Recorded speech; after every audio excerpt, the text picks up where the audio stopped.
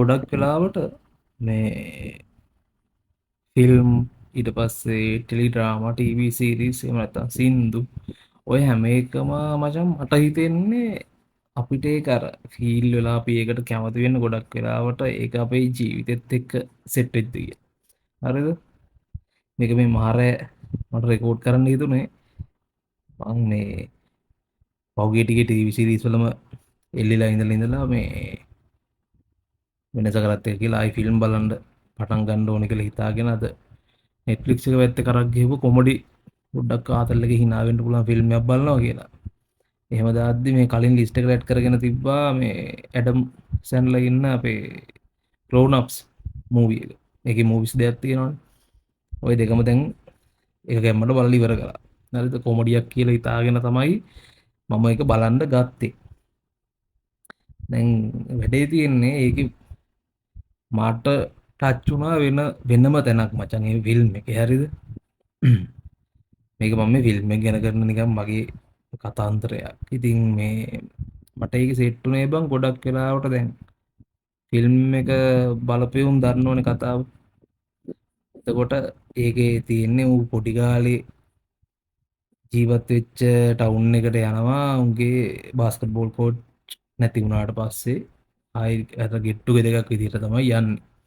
එතකොට බං අර ඒ කාලේ හිටපු යාළුවෝ ආයි එකතු වෙන්නේ සෑහෙන කාලයකට පස්සේ. ඒවවල මාර ඒ කියන්නේ අර ඉමෝෂනලි මාර බොන්ඩ් එකක් තියෙනවා එතන. අපිට පොඩි කාලේ හිටපු යාළුවෝ අපි ඒ පොඩි කාලේ ගත කරපු විදිය මං කියන්නේ දැන් මම ඉපදුනේ 98. එතකොට අපි ඒ කාලේ ගත කරපු විදියක් තියෙනවනේ. අපිට ඒ කාලේ ෆෝන් හම්බුන්නේ නැහැ ගෙවල් වලින් පොඩි කාලේ. සමහර උන්ටනේ අපේ හම්බුනේ. යරනේ දැන් ගොඩාක් උන්ට ෆෝන් එකක් හම්බුන්නේ නැහැ. අපිට එතකොට ඉන්ටර්නෙට් කෙල්ල කොට යන්න හම්බුන්නේ නැහැ. කම්පියුටර් එකක් ගෙදර තිබ්බ ඒ වුණාට දැන් එවුන්ට තියෙන නිදහස ඒ ඇක්සස් එක අර කොරෝනා කාලෙත් එක්ක ඔන්ලයින් ස්කූල් නම් මනම් කියලා ඉවරලා ඒ ආපු එක්ක ආපු නිදහස ඒ ඉන්ටර්නෙට් එකට ෆෝන් වලට සෙට් වෙච්ච එකත් එක්ක ඇති වෙච්ච එක මචං අපිට තිබ්බේ නෑනේ. අපි දැන් අපි ඒ කියන්නේ මම පර්සනලි ගත්තම අපේ පොඩිම කාලේ ඉගෙන 37 වෙනකන් හිටියේ මං කඩවත. එතකොට ඒ කාලේ යාළුවෝ එක්ක සෙල්ලම් කරා ක්ලාස් යන්න එහෙම ගිහිල්ලා ඒ ගෙවල් වල අපි ක්‍රිකට් ගැහුවා. ඒවා මචං මාර එක්ස්පීරියන්ස් නේ. ඊට පස්සේ දැන් ආයි දැන් මං ඉන්නේ දැන් මෙහි ඉන්න තැනට දැන් ඇවිල්ලා ඒ කාලෙත් අපි ක්‍රිකට් ගහනවා පාරේ බැඩ්මින්ටන් ගහනවා වත්තිවන් බම් ගහනවා එහෙම ඒ ආතල් එකක් තිබ්බනේ. එතකොට දැන් එහෙම හිටපෙවුන් එහා ගෙදර හිටපු මලිය රට ගිහිල්ලා ඌ ඒ රට රස්සාවක් කරන්නේ ඒවත් එක්ක උන් එහෙම වෙන් වෙලා ගිහිල්ලා මේ අපි ඒ කාලේ ගත කරපු සෙල්ලම් කරපු හැමදේම මචන් ටිකෙන් ටික අපෙන් ඈත් වෙලා ගිහිල්ලා තියෙන්නේ. එතකොට ඒ බොන්ඩ් එක මං හිතන්නේ නැහැ දැන් ඉන්නේ උන්ට හම්බෙනවා කියලා. මට දැනෙන විදිහ මම මේ කියන්නේ උන් එන අමුතු જાතියක් කියලා නෙමෙයි මම කියන්නේ සොසයිටි එකක් විදිහට ලෝකයක් විදිහට අපි ඉස්සරහට යද්දී මේ දේවල් අපිට ටිකෙන් ටික මිස් වෙනවා. අර ෆිල්ම් එක බලද්දිත් මට සිත් වෙච්ච ලොකුම කෑල්ල ඒක. අපි එක එක කතා කරගෙන සෙල්ලම් කරලා ඒ ගෙවල් වල කියන්නේ සමහරලාට වතුර බොන්න ගෙදරට ආවම අම්මලා ගෙදරින් යවන්නේ නැහැ මචං ඊට පස්සේ ආයෙ සෙල්ලම් කරන්න. ඒ වගේ අතීතයන් අපිට තියෙන්නේ.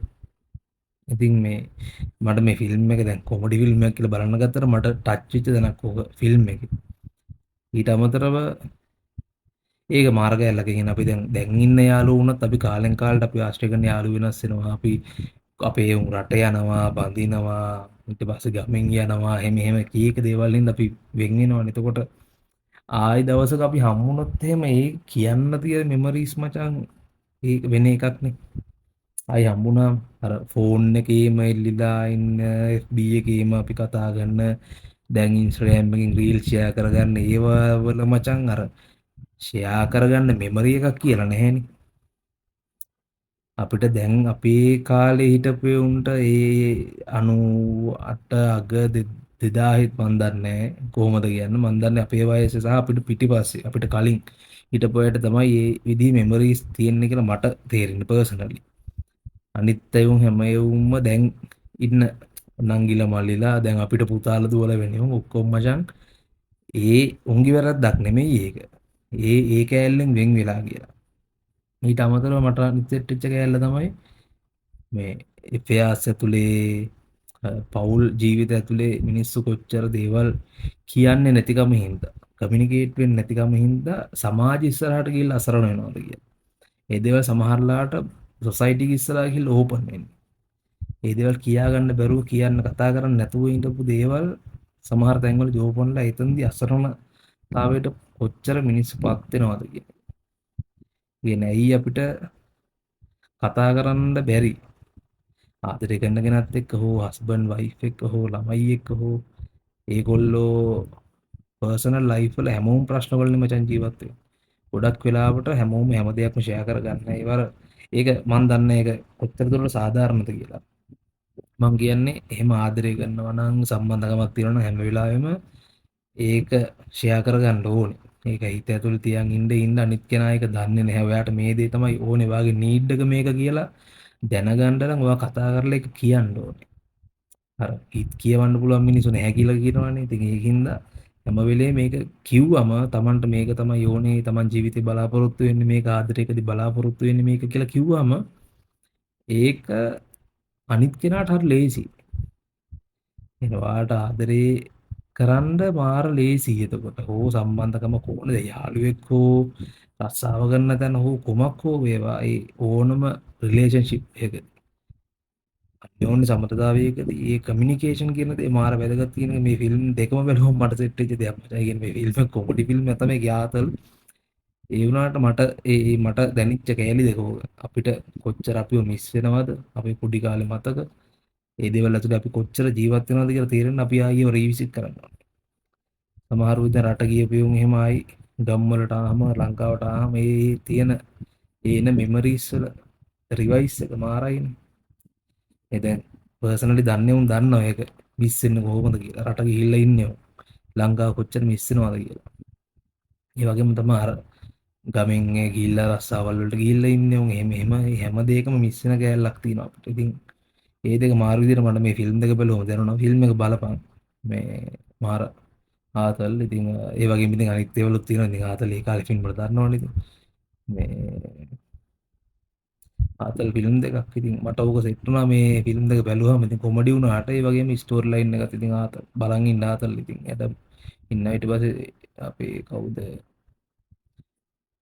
මතක නෑ බ සමායහමක් හැමක් නේද මේ හරියට මට නම් මතක නෑ.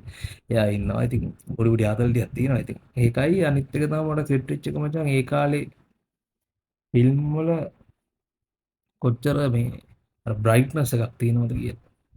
ඒ දේවල් හැම එකම ටිකෙන් ටික අපි අර ටූ ටෝන් ෆිල්ම් වලට එහෙම අපි කොච්චර පහලට ගිහිල්ලාද කියලා අර කලර්ෆුල් එක බ්‍රයිට්නස් එක ඒ ජෝයි එක දැන් ෆිල්ම් වල තියෙනවද කියලා ප්‍රශ්නයක් මට නිකන් එනවා මේ ඒ පරණ ෆිල්ම් බලද්දි.